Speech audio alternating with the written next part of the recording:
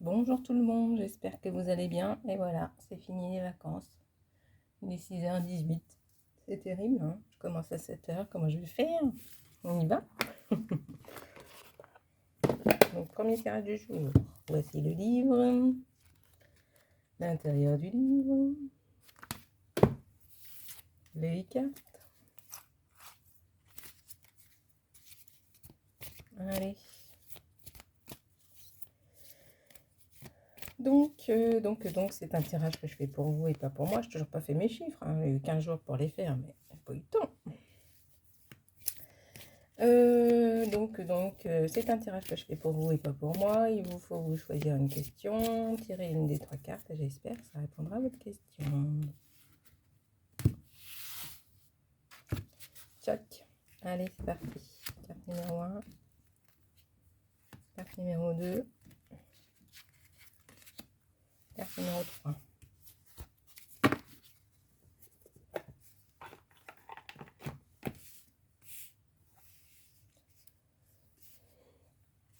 Alors, qu'est-ce qu'on a?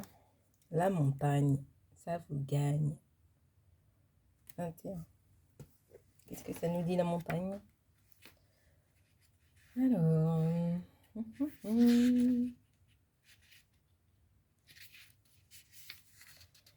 Dans les cartes du temps. C'est une carte du temps par excellence. Lorsqu'elle apparaît dans un tirage, elle signale que le consultant devra faire preuve de patience et de détermination pour atteindre ses objectifs.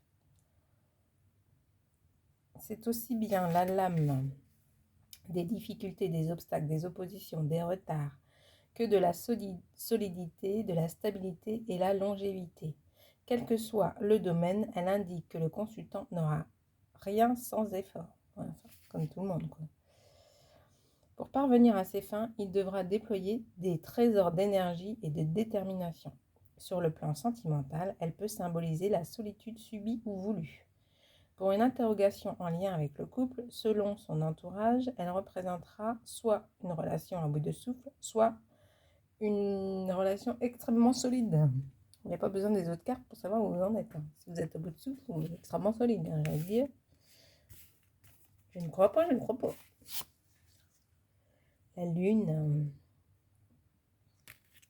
32. Bien que des fois, on est bien surpris. Tout comme la carte de la femme, la lame de la lune représente la féminité, l'intuition, l'inspiration, la créativité, la douceur, l'attention, le foyer. Lorsqu'elle apparaît dans un tirage, elle signale que le consultant va devoir prendre le temps d'intégrer de nouvelles connaissances et de digérer un événement, voire une situation. Rattachée à l'image des lunaisons, cette carte indique que le consultant évolue en fonction des cycles. Il a donc un parcours à vivre avant d'atteindre un objectif. Sur le plan professionnel, elle invite à suivre ses intuitions ou ses rêves sans pour autant manquer de réalisme. Elle représente une période riche en projets en entreprise. Elle conseille de laisser aller à l'imagination. Au négatif, c'est la désillusion, la perte de repères, le brouillard, la perte de confiance en soi. Sur le plan amoureux, elle peut symboliser le cocon familial, une relation amoureuse fusionnelle, une idylle sympathique, une grossesse ou une naissance, l'achat d'une maison à deux. Dans un contexte négatif, elle représentera les doutes, les interrogations, les craintes, les peurs, les déceptions. Bon, celle-là, on ne sait pas trop ce que ça veut dire, si c'est positif ou pas. Allez, j'en retire une. J'ai envie. Alors, 26. Alors, 26, c'est positif ou c'est négatif? Voyons. Alors, qu'est-ce qu'elle dit la première phrase? 3. C'est la carte par excellence de l'intelligence, du savoir, des connaissances d'écriture. Souvent indique consultant une période propice à la concentration.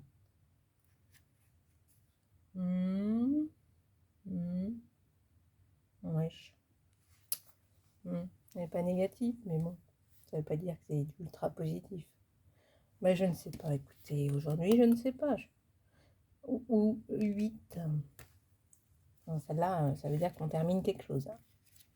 Clairement.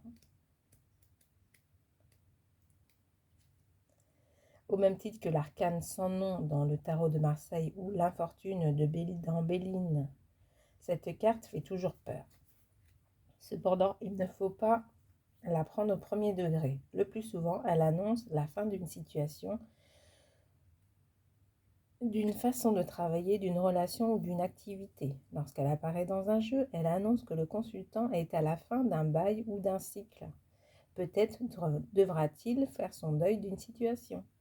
Par extension, elle peut être le symbole de souffrance, de problèmes émotionnels, de tristesse, d'une période de transition compliquée. Elle demande souvent d'accepter qu'une chose ou qu'une relation se termine. Voilà pour le premier tirage. Lui aussi, il est terminé. Je vous souhaite à tous une très très belle journée et je vous dis à bientôt. Je vais faire le deuxième tirage. Salut, salut!